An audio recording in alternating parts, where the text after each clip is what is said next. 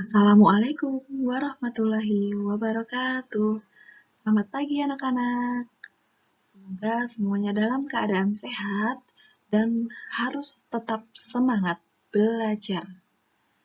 Hari ini kita akan belajar perkembangbiakan pada hewan secara generatif dan vegetatif. Yang pertama, perkembangbiakan generatif pada hewan. Perkembangbiakan generatif adalah perkembangbiakan melalui proses perkawinan atau pembuahan yang ditandai dengan bertemunya sel jantan atau sperma dan sel betina atau sel telur atau ovum. Nah, Ibu ingatkan kembali, tadi kita belajar perkembangbiakan pada hewan. Jadi kalau di hewan, sel jantannya disebut sperma dan sel betinanya disebut sel telur atau ovum. Berbeda dengan tumbuhan. Urutan perkembangbiakannya, yang pertama, sel sperma bertemu dengan sel telur. Kalau sudah bertemu, maka akan berkembang menjadi zigot. Zigot akan berkembang menjadi embrio, dan embrio berkembang menjadi individu baru.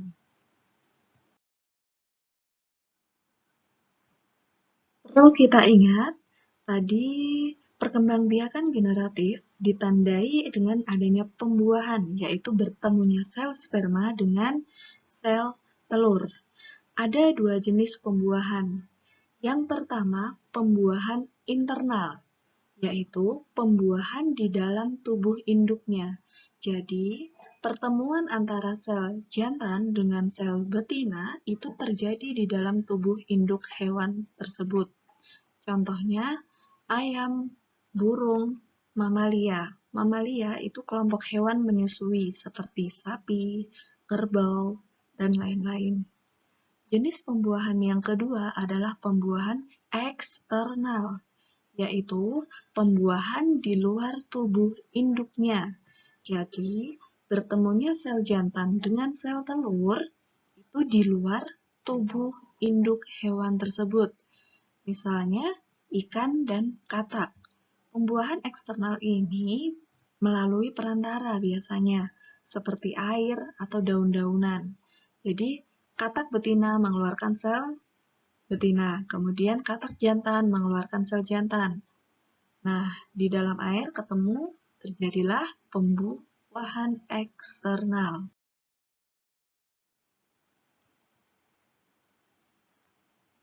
Jenis perkembangbiakan generatif pada hewan ada 3 jenis. Yang pertama, ovipar atau bertelur, ovipar. Yang kedua ada vivipar, beranak atau bisa disebut juga dengan melahirkan.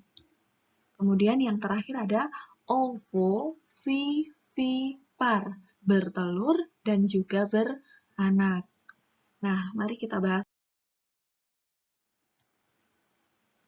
Yang pertama, ovipar atau bertelur, hewan yang berkembang biak dengan cara ovipar.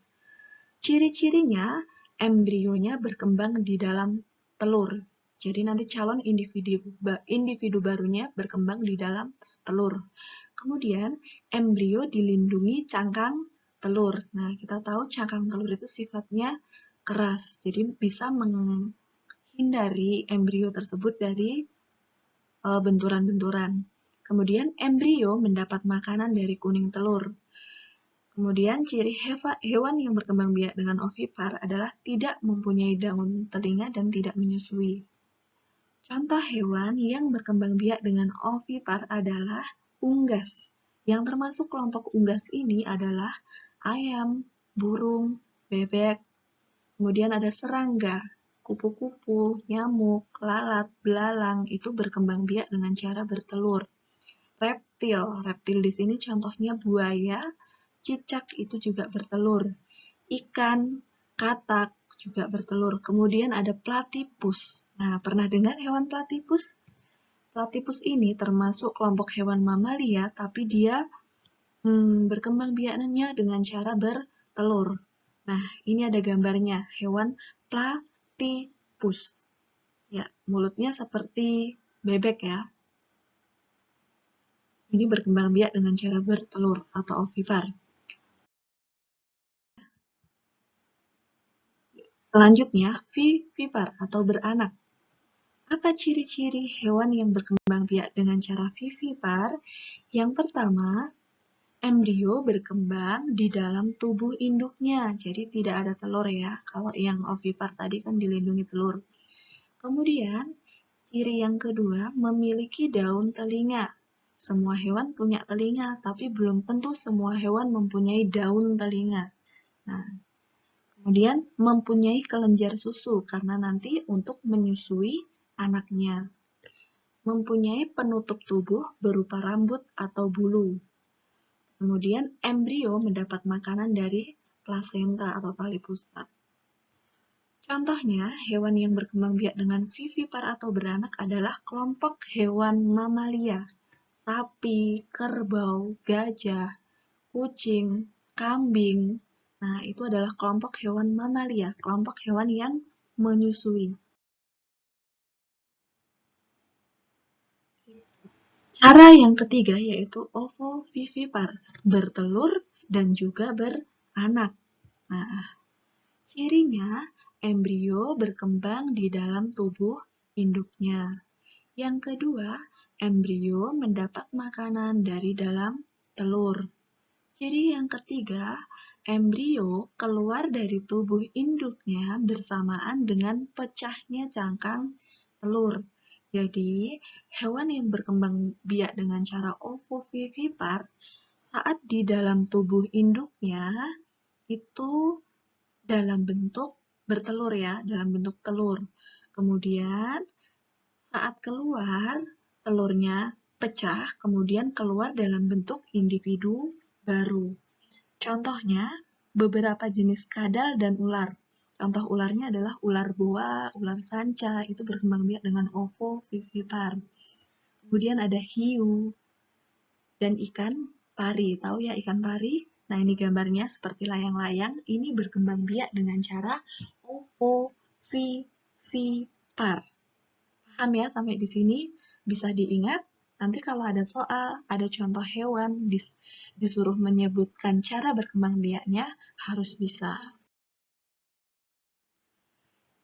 Yang kedua, perkembangbiakan pada hewan secara vegetatif, sama dengan tumbuhan, yaitu perkembangbiakan tanpa proses perkawinan atau pembuahan.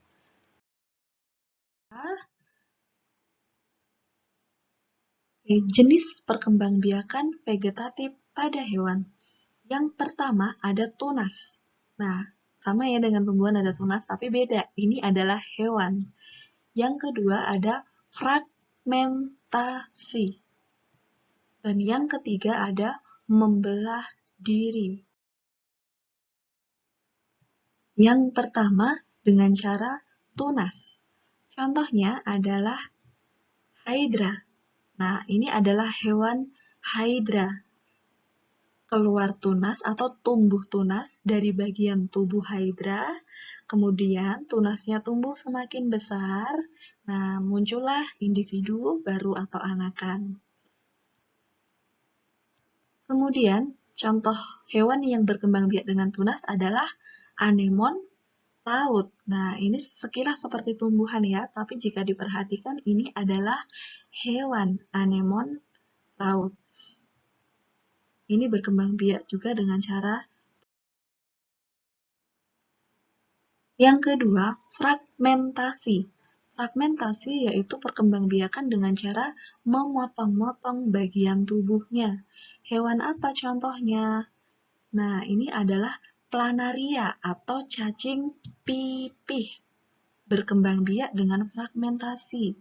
Jadi dari satu bagian, satu anggota tubuh cacing planaria ini, cacing pipih ini, dipotong, ada yang menjadi bagian kepala, kemudian bagian tengah dan bagian ekornya. Nanti bagian kepala akan tumbuh badannya.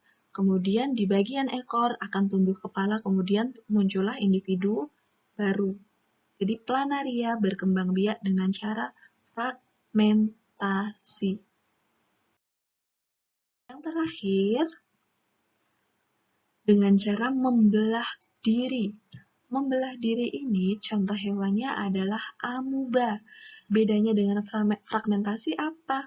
Kalau fragmentasi itu memotong bagian tubuh, bagian kepala, bagian badan, atau bagian ekor. Kalau membelah diri, ini yang membelah adalah inti selnya. Inti selnya terbelah, kemudian muncullah menjadi dua individu baru dan seterusnya. Contohnya adalah amuba. Amuba ini hewan bersel satu ya, bisa dilihat dengan menggunakan mikroskop. Kemudian selain amuba ada paramecium. Paramecium dan amuba ini berkembang biak dengan cara membelah diri. Inti selnya yang membelah. Kalau cacing tadi, bagian tubuhnya yang terpotong. Nah, demikian anak-anak tentang perkembangbiakan hewan secara generatif dan vegetatif.